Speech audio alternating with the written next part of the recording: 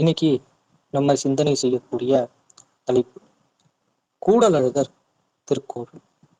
இந்த திருக்கோவிலானது அமைந்திருக்கக்கூடிய இடம் மதுரையில அமைந்திருக்கு. சரி, மதுரையில எந்த இடத்துல அமைஞ்சிருக்கு அப்படின்னு சொல்லிட்டு பாத்தீங்கன்னா, மதுரை மீனாட்சி அம்மன் கோவில் இருக்கு இல்லையா, அந்த மீனாட்சி அம்மன் கோவில்ல இருந்து நடந்து போகக்கூடிய தொலைவுல தான் இந்த கோவிலானது அமைந்திருக்கு. சரியா, இந்த கோவிலுக்கு அருகாமையிலேயே இம்மையில் நன்மை தருவார் கோவில் அப்படின்னு இருக்கு. அந்த ஆலயம் சிவாலயம். சிவபெருமான் தனக்குத்தானே பூஜை செய்த ஒரு அதி அற்புதமான சிவாலயம், இம்மையில் நன்மை தருவார் திருக்கோவில். அந்த திருக்கோவிலையும் நம்ம தரிசனம் பண்ணிக்கலாம். மீனாட்சி அம்மன், கூடலழகர், இப்படி 3 திருக்கோவில்களை நம்மளால அருகாமையிலேயே தரிசனம் பண்ண முடியும். சரி, இந்த திருக்கோவிலினுடைய புராண வரலாறு சரித்திரத்தை இப்ப சிந்தனை பண்ணலாம்.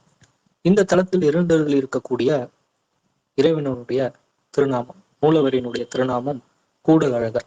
உற்சவரினுடைய திருநாமம் வியூக சுந்தரராஜர். தாயார் மதுரவள்ளி மரகதவள்ளி. மூலவருடைய தாயாருடைய திருநாமம். உற்சவரினுடைய தாயார் திருநாமம் பகுலவள்ளி வரகுணவள்ளி. இந்த ஸ்தலத்தினுடைய புராண பெயர் திருக்கூடல். இந்த கஷேத்திரத்தில் இருக்கக்கூடிய தீர்த்தம் ஹேம புஷ்கரணி தீர்த்தம். இந்த ஸ்தலத்தினுடைய ஸ்தல விருட்சமாக கதலி விளங்குது. சரி, ரொம்ப அற்புதமான ஒரு திருக்கோவிலாக இந்த திருக்கோவில் நமக்கு காட்சி கொடுக்கும். சரி, இந்த திருக்கோவில்ல இறைவனை தரிசிக்கக்கூடிய நேரம் அப்படின்னு சொல்லிட்டு பாத்தீங்கன்னா, கோவில் திறந்திருக்கக்கூடிய நேரம் காலை 6 மணி முதல் 12 மணி வரை நண்பகல், மாலை 4 மணி முதல் 9 மணி வரை இரவு தரிசனம் பண்ணலாம். திருவிழா காலங்கள்ல தரிசனத்தினுடைய நேரமானது மாறுதலுக்கு உட்பட்டது.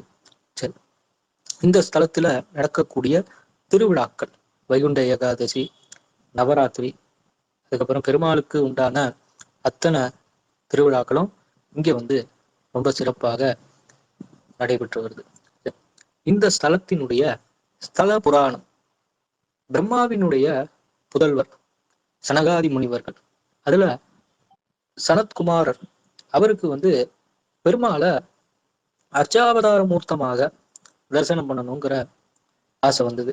அப்போ என்ன பண்ணாருன்னா, நேரா இங்க இந்த திருத்தலத்துக்கு எழுந்தருளி இங்க இருக்கக்கூடிய ஏம புஷ்கரணியில நித்தியபடி தீர்த்தமாடி பெருமாளை நோக்கி தவம் இருந்தார். அதனுடைய ஒரு பயனாக பெருமாள் அவருக்கு ஸ்ரீதேவி பூதேவியோட அவருக்கு காட்சி கொடுத்தார். இந்த காட்சிய அவர் தன்னுடைய ஞானக்கண்ணுல கண்டு இதே காட்சிய தேவ சிற்பியான விஸ்வகர்மா அவரை கூப்பிட்டு பாத்தீங்க அப்படின்னாக்கா, இந்த காட்சியை விவரித்து சொல்லி இதே மாதிரி ஒரு ஆலயத்தை கட்டணும் அப்படின்னு சொல்லி ஏற்பாடு பண்ணி சுவாமிய அவர் எந்த கோலத்துல சுவாமியை தரிசிச்சாரோ, சனத்குமாரருக்கு ஸ்ரீதேவி பூதேவி சமேதராக பெருமாள் காட்சி கொடுத்தார். அந்த காட்சியவே பாத்தீங்கன்னா ஒரு விக்கிரகமாக உருவாக்கி அதற்கு மேல கோவில கட்டினார். ரொம்ப அற்புதமாக கட்டப்பட்ட ஒரு ஆலயம் இது. இந்த திருத்தலத்திலிருந்து எழுந்தருளி இருக்கக்கூடிய சுவாமி கூடலழகர் பாத்தீங்க அப்படின்னாக்கா, காலத்தால ரொம்ப முற்பட்டவர்.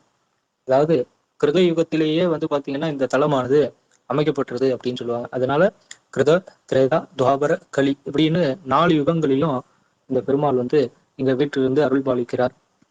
அதனாலதான் இந்த திருத்தலத்துல இருக்கக்கூடிய பெருமாளுக்கு யுகங்கண்ட பெருமாள் அப்படின்னு சொல்லிட்டு ஒரு திருநாமம். இந்த தலத்துல இருக்கக்கூடிய சிறப்புகள், எண்ணிலடங்காத சிறப்புகளை தன்னகத்தே கொண்டது நம்ம கூடலழகர் திருக்கோவில். அதுல மிக முக்கியமானது என்னன்னா, ஸ்ரீ வைஷ்ணவ சம்பிரதாயத்திலேயே ரொம்ப ரொம்ப சிறப்பு வாய்ந்தது திருப்பல்லாண்டு திவ்ய பிரபந்தங்கள். எப்படி பாத்தீங்க அப்படின்னாக்கா, ஒரு வேத மந்திரத்துக்கு பிரணவம் ரொம்ப தேவையோ, அது போல திவ்ய பிரபந்தத்துல எந்த ஒரு பாசுரங்கள் எல்லாமே, திவ்ய பிரபந்தங்கள் எல்லாமே சிறப்பு தான். 4000 பாடல்களும் சிறப்பு தான், அதுல மாற்று கருத்தே இல்லை. ஆனா அதுக்கு பாத்தீங்கன்னா அந்த திவ்ய பிரபந்தத்துக்கு மணிமகுடமாக விளங்குறது எதுன்னு பாத்தீங்கன்னா, நம்ம பெரியாழ்வார் அருளி செய்த திருப்பல்லாண்டு. அந்த திருப்பல்லாண்டானது இயற்றப்பட்ட ஸ்தலம் எதுன்னு பாத்தீங்கன்னா இந்த ஸ்தலத்துலதான். விஷ்ணு சித்தர்னு சொல்லக்கூடிய பெரியாழ்வார் இந்த ஸ்தலத்துக்கு வரும்பொழுது பெருமாள் காட்சி கொடுத்தார். அதாவது என்னன்னா, இது ஒரு பெரிய வரலாறு. இந்த திருப்பல்லாண்டு கிடைத்தது ஒரு பெரிய வரலாறு. நம்ம அதை இப்ப சுருக்கமாக சிந்தனை பண்ணலாம். என்னன்னு பாத்தீங்கன்னா, வல்லபதேவ பாண்டியன்னு ஒரு மகாராஜா. அவருக்கு ஒரு சந்தேகம். இந்த சந்தேகத்தை யார் வந்து நிவர்த்தி பண்றாங்களோ அவங்களுக்கு வந்து பாத்தீங்க அப்படின்னாக்கா ஒரு பொற்கிழிய வந்து நான் வந்து பரிசா கொடுக்குறேன் அப்படின்னு சொல்லி அறிவிச்சார். அது என்ன சந்தேகம் அப்படின்னாக்கா, பரபிரம்மம்ங்கிறது யாரு, அந்த பரபிரம்மத்தை நம்ம அடையக்கூடிய வழி என்ன, இப்படிங்கிறது தான் அந்த கேள்வி. அதுக்கு எண்ணற்ற வேத விற்பனர்கள்லாம் வந்து பாத்தீங்க அப்படின்னாக்கா பதில் சொன்னாங்க. ஆனா அவர்களினுடைய பதிலானது மன்னருக்கு ஒரு திருப்தியை கொடுக்கல.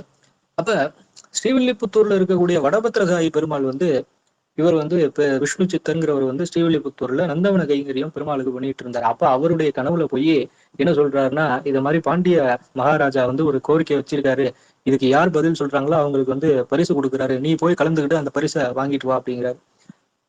விஷ்ணு சித்தர் என்ன சொல்றாருன்னா, நான் வந்து வேதம் படிச்சிருக்கேன், ஆனா வந்து எனக்கு மத்தவங்கள அளவுக்கு வேதத்துல ரொம்ப பெரிய பாண்டித்யம் எல்லாம் கிடையாது. ஏதோ எனக்கு என்ன தேவையோ அந்த வேதத்தை வந்து நான் படிச்சிருக்கிறேன். அதை தவிர்த்து எனக்கு வந்து வேற ஒண்ணுமே தெரியாது. நான் எப்படி போய் கலந்துக்கிறது அப்படின்னு பெருமாள்கிட்ட விஷ்ணு சித்தர் கேட்க, நான் உன்னை கலந்துக்க சொல்றேன்ல, நீ போய் கலந்துக்கோ, நீ தான் ஜெயிப்ப போ அப்படிங்கிற.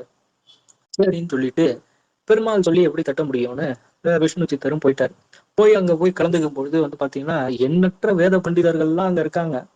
வேதத்தை கரைச்சு குடிச்சவர்கள்லாம், ஆகம புராண இதிகாசங்கள்ல கரைச்சு குடிச்சவங்க எல்லாம் அங்க இருக்காங்க. இவர் விஷ்ணு சித்தர் வந்து பாத்தீங்க அப்படின்னாக்கா இவர் வந்து பெரிய அளவுக்கு வந்து பாத்தீங்க அப்படின்னாக்கா எதுவும் விசேஷம் கிடையாது.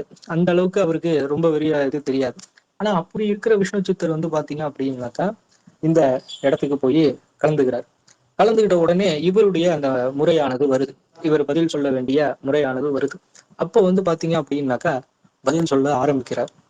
பதில் சொல்ல ஆரம்பிக்கிறாரு. அவர் பாட்டுக்கு வந்து பாத்தீங்க அப்படின்னாக்கா அப்படியே அதாவது என்னன்னா, இவர் குரு கிட்ட இருந்து என்ன கத்துக்கிட்டாரோ அது மாத்திராம இவர் படிச்ச வேதம் இல்லாம குரு இல்லாத மற்ற வேதங்கள்லாம் இருக்கும்ல, இவர் கத்துக்காத வேதங்கள்லாம் இருந்தது இல்லையா, அது எல்லாமுமே இவருக்கு வந்து தெரிய ஆரம்பிச்சிருச்சு. அப்படியே இப்ப ரொம்ப பிரமாதமா, அதாவது எப்படின்னா வேதவியாசர் எப்படி வேதங்களை தொகுத்து கொடுத்தாரோ அந்த மாதிரி இவர் வந்து வியாசர் அளவுக்கு இவருக்கு அந்த ஞானம் வந்து இவரை வந்து பதில் சொல்ல ஆரம்பிச்சிட்டாரு.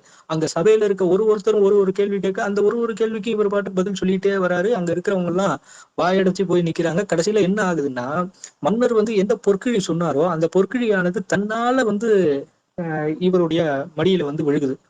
உடனே வந்து மன்னர் வந்து, பெருமாளே வந்து உங்களைதான் கை காமிச்சிருக்காரு, அதனால இதை விட உங்களை விட வந்து இதுல வந்து சிறந்தவர் யாரும் இல்லைன்னு இவருக்கு நமஸ்காரம் பண்ணி இவரை வந்து ஸ்ரீவில்லிபுத்தூருக்கு இப்ப அனுப்பணும். அந்த ஸ்ரீவில்லிபுத்தூருக்கு இவரை வந்து சாதாரணமாலாம் அனுப்ப முடியாது. இவருக்கு வந்து இந்த பொற்கிழி பரிசு இல்லாம பல எண்ணற்ற பரிசுகளை விஷ்ணு சித்தருக்கு பாண்டிய மகாராஜா கொடுத்து யானையில இவரை ஏத்தி ஊர்வலமா அழைச்சிட்டு வாங்க, அவர் யானையில தான் வந்து ஊர்வலமா நகர்வலம் வந்துதான் ஸ்ரீவில்லிபுத்தூருக்கு போகணும் அப்படின்னு கட்டளையிட்டார். கட்டளையிட்டது மாத்திரம் செஞ்சாரான்னு கேட்டீங்கன்னா இல்ல, கூட அவருமே வரார். ஏன்னா மகாராஜாவாக இருந்தாலும் என்னன்னா ஒருவருடைய ஞானத்துக்கும் அறிவுக்கும் மரியாதை கொடுக்கணும். அதனால வந்து என்னன்னா, விஷ்ணு சித்தர் மேல யானை மேல உட்கார்ந்துருக்க இவர் வந்து பாத்தீங்கன்னா மன்னர் கீழே வராரு, நடந்து வந்துட்டு இருக்காங்க. அப்ப வந்து ஒரு பெருங்கூட்டம், மன்னரே வராருங்கும் போது ஒரு பெருங்கூட்டம் அப்படியே வந்து பாத்தீங்கன்னா விஷ்ணு சித்தரை ஃபாலோ பண்ணிட்டு வராங்க. அப்ப வந்து என்னன்னா, இந்த கூடலழகர் வந்து வானத்துல தோன்றி காட்சி கொடுத்தாரு விஷ்ணு சித்தருக்கு ஆசீர்வாதம் பண்றதுக்காக. ஆனா அதுல என்ன விஷ்ணு சித்தர் நினைச்சாரு அப்படின்னாக்கா, இந்த பெருமாள் வந்து நமக்கு, நம்ம எல்லாம் என்ன நினைப்போம், ஆஹா நமக்கு வந்து பெருமாள் காட்சி கொடுத்துட்டார், நம்ம சந்தோஷப்பட்டோம், நமக்கு வந்து முக்தி கிடைக்க போது, பெருமாளையே பார்த்துட்டோம், இதை விட வேற என்ன பாக்கியம் வேணும், இப்படிதான் நம்ம நினைப்போம். ஆனா விஷ்ணு சித்தர் என்ன நினைச்சாருன்னா, நீ ஏன்பா இங்க வந்த, உன்னை பார்க்கறதுக்காக வந்து எண்ணற்ற கோடான கோடி தேவர்களும் முனிவர்களும் ரிஷிகளும் வந்து தவம் இருந்து இருக்கும் பொழுது நீ இங்க வந்துட்டியே, இங்க வந்தது மட்டும் இல்லாம உன்னுடைய அழகை பார்த்து வந்து பாத்தீங்கன்னா இங்க இத்தனை பேருக்கு நீ காட்சி கொடுத்துட்ட, எனக்கு மட்டும் காட்சி கொடுத்தா பரவாயில்ல, இத்தனை பேருக்கு காட்சி கொடுத்துட்டே, இவங்க எல்லாம் உன் அழகை பார்த்து பொறாமப்பட்டு உனக்கு கண்ணு வச்சிருவாங்களே உன் மேல அப்படின்னு சொல்லிட்டு என்ன பண்றாருன்னா, பெருமாளுக்கு திருஷ்டி பட்டுருச்சு. இத்தனை பேர் வந்து பெருமாளினுடைய திருமேனியை பார்த்துட்டாங்க, இத்தனை பேர் வந்து பெருமாளை சேவிச்சுட்டாங்க, அதனால பெருமாள் மேல இத்தனை பேருக்கு பராமரிக்கும் திருஷ்டி பட்டுருச்சு, அதனால இந்த திருஷ்டியை கழிக்கணும் அப்படின்னு சொல்லிட்டு என்ன பண்றாருன்னா, சரி இந்த திருஷ்டியை வந்து நம்ம வந்து பாசுரத்தால கழிப்போம் அப்படின்னு சொல்லி பாசுரம் பாடுறாரு. என்ன பாடுறாரு, பல்லாண்டு பல்லாண்டு பல்லாயிரத்தாண்டு பல கோடி நூறாயிரம் பல்லாண்டு தின்தோல் மணிவண்ணா உன் செப்படி செவ்வி திருக்காப்பு. அதுல சொல்றாரு பாருங்க, அடியோமோடும் நின்னோடும் பிரிவின்றி ஆயிரம் பல்லாண்டு வடிவாய் நின்மல மார்பினில் வாழ்கின்ற மங்கையும் பல்லாண்டு வடிவார் சோதி வளத்துறையும் சுடராழியும் பல்லாண்டு படைப்போர் புக்கு முழங்க அப்பாஞ்சஜன்யமும் பல்லாண்டு. இப்படி வந்து பாத்தீங்கன்னா நீ பல்லாண்டு வாழணும். அந்த திருஷ்டியை வந்து இப்ப இத்தனை பேர் பார்த்து அந்த கண்ணு போட்ட போன கண் போட்ட அந்த திருஷ்டியை வந்து பெரியாழ்வார் அதாவது விஷ்ணு சித்தர் இப்படி வந்து பாத்தீங்க அப்படின்னாக்கா போக்குறார் இந்த பாசுரத்தை பாடி.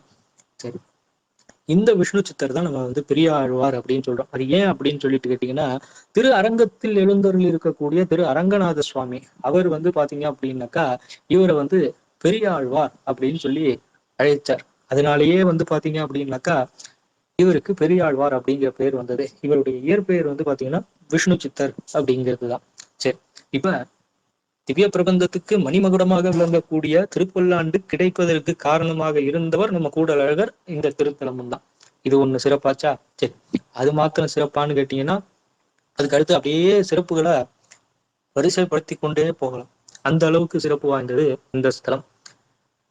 இந்த ஸ்தலத்துல பெருமாள் வந்து 3 திருக்கோலத்துல காட்சி கொடுக்கிறார். நின்ற திருக்கோலம், அமர்ந்த திருக்கோலம், சயன திருக்கோலம். பொதுவாகவே பெருமாளை வந்து ஒரு ஆலயத்துல ஏதாவது ஒரு திருக்கோலத்துல நம்ம அலசரிக்க முடியும். ஒண்ணு நின்ற திருக்கோலத்துல பார்ப்போம், இல்ல அமர்ந்த திருக்கோலத்துல பார்ப்போம், இல்ல சயன திருக்கோலத்துல பார்ப்போம். இந்த ஒரு தலத்துல மாத்திரம்தான் 3 இடத்துலையும் 3 திருக்கோலங்கள்லையும் நம்மளால வந்து பாத்தீங்க அப்படின்னாக்கா பார்க்க முடியும். ரொம்ப அற்புதமான ஒரு கோலமாக இந்த கோலமானது விளங்குகிறது. அதனாலதான் இங்க இருக்கக்கூடிய பெருமாளை வந்து என்ன சொல்றாங்க அப்படின்னு சொல்லிட்டு கேட்டீங்கன்னா முக்கோல முகுந்தன் அப்படின்னு சொல்லி சொல்லுவாங்க. சரி, இந்த ஸ்தலத்துல இருக்கக்கூடியது அஷ்டாங்க விமானம். ரொம்ப சிறப்பு வாய்ந்த விமானம். இதுல என்ன சிறப்பு அப்படின்னு சொல்லிட்டு கேட்டீங்கன்னா இந்த விமானத்தினுடைய நிழலானது பூமி தரையில வந்து பாத்தீங்க அப்படின்னாக்கா படாது. அப்படி வந்து பாத்தீங்க அப்படின்னாக்கா கட்டி இருக்கிறாங்க. ஏன்னா வந்து தேவலோக சிற்பியான விஸ்வகர்மாவால உருவாக்கப்பட்ட ஒரு ஆலயம். அதனால ரொம்ப சிறப்பா பார்த்து பார்த்து பார்த்து கட்டியிருக்கிறார். சரி, இந்த விமானத்துல உள்ள வந்து பாத்தீங்கன்னா கருவறையில ஸ்ரீதேவி பூதேவி சமேதராக அமர்ந்த திருக்கோலத்துல எம்பெருமான் கூடலழகர் திருக்காட்சி கொடுக்கிறார். அதற்கு அடுத்தது வந்து பாத்தீங்கன்னா விமானத்தினுடைய 2வது நிலையில ஸ்ரீதேவி பூதேவியோட நின்ற திருக்கோலத்துல பகவான் சூரிய நாராயண ஸ்வரூபமாக காட்சி கொடுக்கிறார். இதுல வந்து பாத்தீங்க அப்படின்னாக்கா முப்பெரும் தேவர்களான பிரம்மா, விஷ்ணு, ருத்ரன், மகேஸ்வரன், சதாசிவன் இதோட வந்து பாத்தீங்கன்னா அஷ்டத்திக்கு பாலகர்கள், அதுக்கப்புறமேட்டு கோஷ்டத்துல பல தெய்வங்களோட இந்த 2வது நிலையில காட்சி இருக்கு. ரொம்ப அற்புதமான காட்சி. இதனாலதான் இந்த சன்னதியை வந்து பாத்தீங்க அப்படின்னாக்கா ஓவிய மண்டபம் அப்படின்னே சொல்றாங்க. அப்படி வந்து காட்சி கொடுக்கிறார் நம்ம பெருமாள். அதற்கு அடுத்தது 3வது நிலையில திருப்பார்கடல்ல பரமபதநாதனாக பள்ளிகொண்ட பெருமாளாக சைன திருக்கோலத்துல காட்சி கொடுக்கிறார். ஒரே ஒரு திருத்தலம், இந்த ஒரு திருத்தலத்துல மாத்திரம்தான் பெருமாள் 3 திருக்கோலம், நின்ற திருக்கோலம், அமர்ந்த திருக்கோலம், சயன திருக்கோலம், இப்படி 3 திருக்கோலத்திலையும் காட்சி கொடுக்கிறார். இது வந்து வேறு எங்கேயுமே காண முடியாத ஒரு சிறப்பு. சரி, அதற்கு மாத்திரம் இல்லாம அதற்கு அடுத்தது சிவ ஆலயங்கள்ல பிரகாரம் வலம் வரும் பொழுது நவகிரக சன்னதியானது உண்டு. ஆனால் வைஷ்ணவ சம்பிரதாயத்துல நவகிரக சன்னதி அப்படிங்கிறது கிடையாது.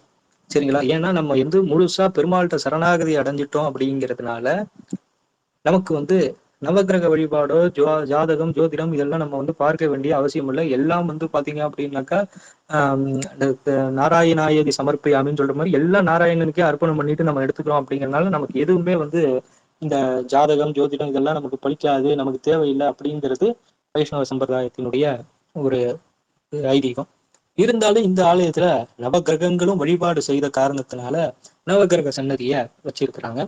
ரொம்ப சிறப்பாக அதுக்கு வந்து பாத்தீங்க அப்படின்னாக்கா ஒரு நவகிரக ஸ்லோகம் கூட உண்டு. அதாவது தச அவதாரங்களையும் வந்து பாத்தீங்க அப்படின்னாக்கா நவகிரகத்தோட சேர்த்து சொல்லக்கூடிய ஒரு ஸ்லோகமும் ஒண்ணு உண்டு. அதுல வந்து அதனுடைய அர்த்தத்தை நம்ம இப்ப வந்து பார்க்கலாம். என்னன்னு பாத்தீங்கன்னா ஸ்ரீ ராமாவதாரம் வந்து பாத்தீங்கன்னா சூரியனையும், ஸ்ரீ கிருஷ்ணாவதாரம் சந்திரனையும், ஸ்ரீ நரசிம்ம அவதாரம் செவ்வாயையும், ஸ்ரீ கல்கி அவதாரம் புதனையும், ஸ்ரீ வாமன அவதாரம் தேவகுருவான பிரகஸ்பதி அவரையும், ஸ்ரீ பரசுராம அவதாரம் சுக்கிரனையும், ஸ்ரீ கூர்ம அவதாரம் சனி பகவானையும், ஸ்ரீ மச்ச அவதாரம் கேதுவையும், ஸ்ரீ வராக அவதாரம் ராகுவையும், ஸ்ரீ பலராம அவதாரம் மாந்தி புலிகன் இவர்கள் எல்லாம் குறிக்குது. சரிங்களா?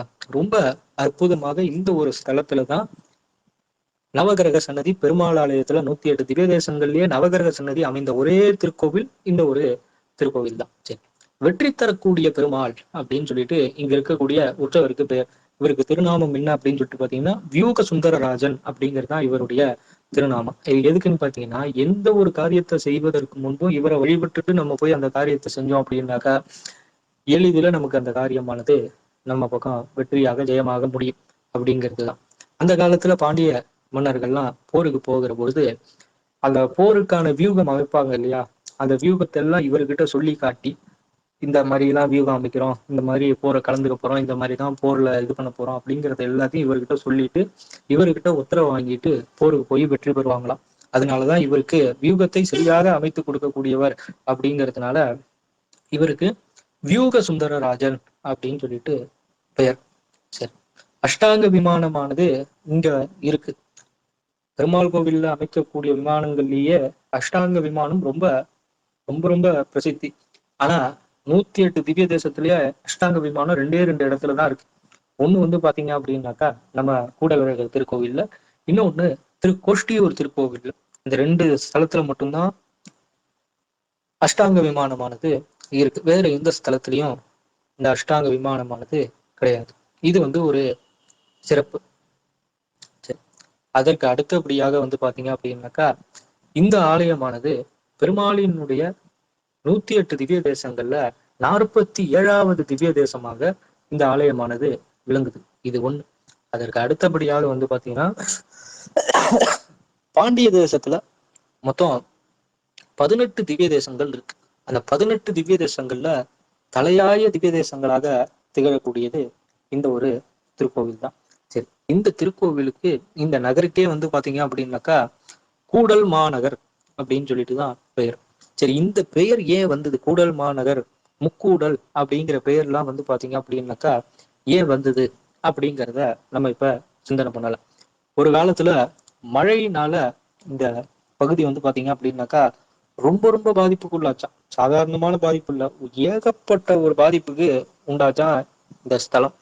அப்போ வந்து பாத்தீங்க அப்படின்னாக்கா மக்கள் எல்லாம் பெருமாள் இடத்துல பிரார்த்தனை பண்ணாங்களா, என்னன்னா மழை ரொம்ப ஓவரா இருக்கு, இருக்க போயிட்டே இருந்தது அப்படின்னு சொன்னாக்கா வந்து எங்களுக்கு வாழ்வாதாரமே ரொம்ப சிரமமா போயிடும், தயவு பண்ணி எப்படியாவது இந்த மழையை வந்து நிறுத்துங்க அப்படின்னு சொல்லவும் உடனே வந்து பாத்தீங்க அப்படின்னாக்கா 4 மேகங்களை வந்து பாத்தீங்க அப்படின்னாக்கா இந்த ஸ்தலத்துல பெருமாள் வந்து மேல வந்து பாத்தீங்க அப்படின்னாக்கா நிறுத்தி வச்சாராம். அந்த மேகங்கள் வந்து 4ம் வந்து பாத்தீங்க அப்படின்னாக்கா 4 மாடங்களாக ஒண்ணு சேர்ந்து மழை வராம மக்களை வந்து பாதுகாத்துல. அதனாலதான் வந்து இந்த ஸ்தலத்துக்கு நான்மாட கூடல், கூடல் மாநகர் அப்படின்னு சொல்லிட்டு பெயர். அதுல இந்த பெருமாள் எழுந்தருளி இருக்க காரணத்தினால கூடல் அழகர் அப்படிங்கிற திருநாமத்தோட சுவாமி வந்து நமக்கு காட்சி கொடுக்குறார். சரி, பாண்டியர்களுக்கு வந்து பாத்தீங்க அப்படின்னாக்கா மீன் சின்னமானது கிடைப்பதற்கு இவர் ரொம்ப ஒரு மிக முக்கியமான காரணம். என்னன்னு கேட்டீங்கன்னா இந்த ஸ்தலத்தை சுத்திலும் வந்து பாத்தீங்க அப்படின்னாக்கா 2 நதி, ஒண்ணு வைகை நதியும் இன்னொன்னு கிருதுமால் நதி. இந்த 2 நதியும் வந்து பாத்தீங்க அப்படின்னாக்கா ஓடிட்டு இருந்தது. இன்னைக்கு அந்த கிருதுமால் நதிங்கிறது ரொம்ப சின்னதாகி ஒரு குட்டை அளவு ஆயிடுச்சு, ஓட மாதிரி ஆயிடுச்சுன்னு வச்சிங்களா. ஆனா அன்னைக்கு அது ரொம்ப இதுவா இருந்தது. சரி, அந்த நதியில நீராடி நித்தியபடி பெருமாளை வழிபாடு பண்றத பாண்டிய தேச மன்னர்கள் ஒரு இதுவாகவே ஒரு நடைமுறையாவே வச்சிருந்தாங்க. அப்ப வந்து என்னன்னு பாத்தீங்கன்னா மீன் வடிவுல மகாவிஷ்ணு தோன்றி மன்னருக்கு உபதேசம் பண்ணியிருக்கார். மீன் வடிவுல காட்சி கொடுத்ததுனாலயே தன்னுடைய சின்னத்துக்கு வந்து பாத்தீங்க அப்படின்னாக்கா மீன் சின்னத்தை பாண்டியர்கள் வச்சுக்கிட்டாங்க. சரிங்களா, இதுதான் இப்படிதான் வந்து பாத்தீங்கன்னா பாண்டியர்களுக்கு மீன் சின்னம் கிடைப்பதற்கு இது ஒரு காரணமாக இருந்தது. அது மாத்திரமா அப்படின்னு கேட்டீங்கன்னா இன்னொரு சிறப்பும் இருக்கு. என்னன்னு கேட்டீங்கன்னா பெருமாளே வந்து இந்த ஸ்தலத்துல புலவராக இருந்திருக்கிறார். இது ரொம்ப சிறப்பு. ஏன்னா எந்த ஸ்தலத்திலயும் வந்து பாத்தீங்க அப்படின்னாக்கா இப்படி வந்து நம்ம பெருமாளை வந்து பார்த்திருக்க முடியாது. பெருமாள் வந்து என்ன அப்படின்னு பாத்தீங்கன்னா அவரே புலவராக, இப்ப இந்த தமிழ் சொல்றாங்க இல்லையா, இயல் இசை நாடகம் அப்படின்னு தமிழ் சங்கம், அந்த தமிழ் சங்கத்துல துவரை கோமான் அப்படிங்கிற இடத்துல வந்து அந்த பேர்ல வந்து புலவராக அமர்ந்திருந்தது யாருன்னு பாத்தீங்கன்னா நம்ம கூடலழகர் தான் அப்படின்னு சொல்றாங்க. அதனாலதான் இவருக்கு புலவர் கூடலழகர் அப்படின்னு சொல்லிட்டு ஒரு திருநாமம் ஒண்ணு உண்டு. சரி, இப்ப கோவிலினுடைய அமைப்பை பார்த்துடலாம். அதாவது ரொம்ப ரொம்ப ரொம்ப அற்புதமான ஒரு கோவில்னா நம்ம கூடலழகர் கோயிலை சொல்லலாம். அந்த கோவில் வந்து பாத்தீங்கன்னா ஆரம்பத்துல அந்த ராஜகோபுரம் ஆகட்டும், அந்த ராஜகோபுரத்தை பார்க்கும்போது இது ஏதோ ஒரு சின்ன கோவில் போல் இருக்கு அப்படின்னு சொல்லிட்டு தான் நம்ம வந்து உள்ள போவோம். ஆனா உள்ள போனாட்டு தான் நமக்கு வந்து பாத்தீங்க அப்படின்னாக்கா தெரியும் அந்த ஆலயமானது எப்படியான ஒரு வடிவமைப்புல எவ்வளவு அழகா இருக்கு அப்படின்னு சொல்லிட்டு. அப்படியே உள்ள போகும்போதே வந்து பாத்தீங்க அப்படின்னாக்கா முதல்ல வந்து நமக்கு வந்து ஏம புஷ்கரணி தீர்த்தம் தான் நம்ம கண்ணுக்கு தெரியும். ஏம புஷ்கரணி தீர்த்தத்தை சேவிச்சுட்டு நேரா உள்ள போனோம் அப்படின்னாக்கா 5 நிலைகளை கொண்ட ராஜகோபுரம். அதுதான் நம்மள வந்து பாத்தீங்க அப்படின்னாக்கா வரவேற்பு. அது வழியால உள்ள போனோம் அப்படின்னு சொன்னாக்கா நேரா வந்து நம்ம போகக்கூடிய இடம் துவஸ்தம்பம் வரும். துவஸ்தம்பம்னா கொடிமரம். அந்த கொடிமரத்தை சேவிச்சுட்டு அங்கேயே நமஸ்காரத்தை பண்ணிட்டு உள்ள போனோம்னாக்கா கொஞ்சம் படி ஏறி போகணும். படி ஏறி போனோம்னா 2 துவார பாலகர்கள் ரொம்ப சிறப்பா நமக்கு வந்து பாத்தீங்க அப்படின்னாக்கா காட்சி கொடுப்பாங்க. அப்படியே உள்ள போனோம்னா கருடாழ்வார் சன்னதி. கருடாழ்வாரை சேவிச்சுட்டு அந்தாண்ட பக்கம் போனோம் அப்படின்னாக்கா ஆழ்வார்களினுடைய சன்னதியானது இருக்கும், உற்சவ திருமேனி. அதுக்கப்புறமேட்டு உள்ள போனோம்னா நேரா வந்து கூடலழகர் தான். கூடலழகர் கருவறையில ஸ்ரீதேவி பூதேவி தாயாரோட ரொம்ப அற்புதமாக வந்து பாத்தீங்க அப்படின்னாக்கா காட்சியளிப்பார். அமர்ந்த திருக்கோலம் அபயஹஸ்தம் வரதஹஸ்தத்தோட சங்கு சக்கரம் ஏந்தி சுவாமி அமர்ந்த திருக்கோலத்துல காட்சி கொடுக்கிறார் ஸ்ரீதேவி பூதேவி தாயாரோட. அதே போல வந்து பாத்தீங்க அப்படின்னாக்கா உற்சவர் அவரும் தன்னுடைய 2 தேவியர்களோட காட்சி கொடுக்கிறார். இதை அப்படியே நம்ம சேவிச்சுட்டு அதுக்கப்புறம் அப்படியே வந்தோம் அப்படின்னாக்கா தனியா வந்து பாத்தீங்க அப்படின்னாக்கா தாயார் சன்னதி. அந்த தாயார் சன்னதிக்கு நம்ம வந்து தனியா போய் தாயார் சன்னதிய தரிசனம் பண்றோம். தாயார் சன்னதியை தரிசனம் பண்ணி முடிச்சுட்டு வந்தோம் அப்படின்னாக்கா அதற்கு அடுத்தது பிரகாரங்கள். பிரகாரம் வந்து பாத்தீங்கன்னா ரொம்ப அற்புதமாக இருக்கும். அந்த பிரகாரத்துல சுத்தி வரும் பொழுது ஆண்டாள், சக்கரத்தாழ்வார், நவகிரக சன்னதி, அதுக்கடுத்தது ஆச்சாரியர்கள் சன்னதி, ஆழ்வார்கள் சன்னதி, மணவாள மாமுனிவர்களுக்கு தனி சன்னதி, அதுக்கடுத்து விஸ்வக்சேனர், ராமபிரானுக்கு தனி சன்னதி, கிருஷ்ணருக்கு தனி சன்னதி, கருடாழ்வார் சன்னதி, ஆஞ்சநேயர் சன்னதி, லட்சுமி நரசிம்மருக்கு தனி சன்னதி, இப்படி வந்து பாத்தீங்கன்னா பல சன்னதிகள். அதுக்கு அடுத்தது ஆஹ் பூவராகருக்கு தனி சன்னதி, இப்படி ஒரு இதுலயும் வந்து பாத்தீங்கன்னா தனித்தனி சன்னதிகள் நமக்கு இருக்கு. அதே மாதிரி இந்த திருத்தலத்துல எங்கேயுமே பார்க்க முடியாத ஒரு சிறப்பு என்னன்னு பாத்தீங்கன்னா பெருமாளினுடைய 108 திவ்ய தேசங்கள் இருக்கு இல்லையா, அந்த 108 திவ்ய தேசத்தையும் இந்த ஒரு ஸ்தலத்துல நம்ம வந்து சேவிக்க முடியும். எப்படின்னா ஓவியமாக வரைஞ்சி வச்சிருக்காங்க. நம்ம பெருமாளை பிரகாரம் வலம் வரும்போது பார்க்கலாம். ஒரு ஸ்தலத்தினுடைய பெயரையும் போட்டு அதனுடைய புராணத்தையும் போட்டு, அதாவது வந்து இப்ப உதாரணத்துக்கு முதல் திவ்ய தேசம் அப்படின்னாக்கா நம்ம வந்து ஸ்ரீரங்கத்தை தான் சொல்லுவோம். அதை வந்து எப்படி போட்டிருப்பாங்கன்னா ஸ்ரீரங்கம் ரங்கநாத சுவாமி அப்படின்னு போட்டு, திருப்பார்கடல்ல இருந்து தோன்றியவர், பிரம்மாவின் தவ பயனால தோன்றி அயோத்தியில ராமர் வழி வந்து இங்க விபீஷணன் மூலமாக திருச்சியில ஸ்ரீரங்கத்துல எம்பிரான் காட்சி கொடுக்கிறார். இப்படி வந்து இது மாதிரி ஒரு திவ்ய தேசத்துக்கும் அந்த திவ்ய தேசத்தினுடைய பெயரை போட்டு அதுல இருக்கக்கூடிய சுவாமியினுடைய திருநாமம், அம்பாளின் தாயாரினுடைய திருநாமத்தை போட்டு அதனுடைய புராணத்தை எவ்வளவு சுருக்கமா போட முடியுமோ அவ்வளவு சுருக்கமா போட்டு அந்த மூலவர் வந்து எப்படி இருப்பாரோ, இப்ப அரங்கநாத சுவாமின்னா அவர் வந்து ஆதிசேஷன்ல பள்ளி கொண்டிருப்பார், அப்படியே தத்ரூபமா அதை வரைஞ்சிருப்பாங்க. ரொம்ப அற்புதமான ஒரு கோவில் தான் இந்த கூடலழகர் கோவில். ஆஹ் அதெல்லாம் பார்த்தோம் அப்படின்னு சொன்னாக்கா வெளியில வர்றதுக்கே நமக்கு வந்து பாத்தீங்க அப்படின்னாக்கா அந்த கோயிலை விட்டு மனசே வராது. அப்படி இருக்கும் அந்த கோவில்.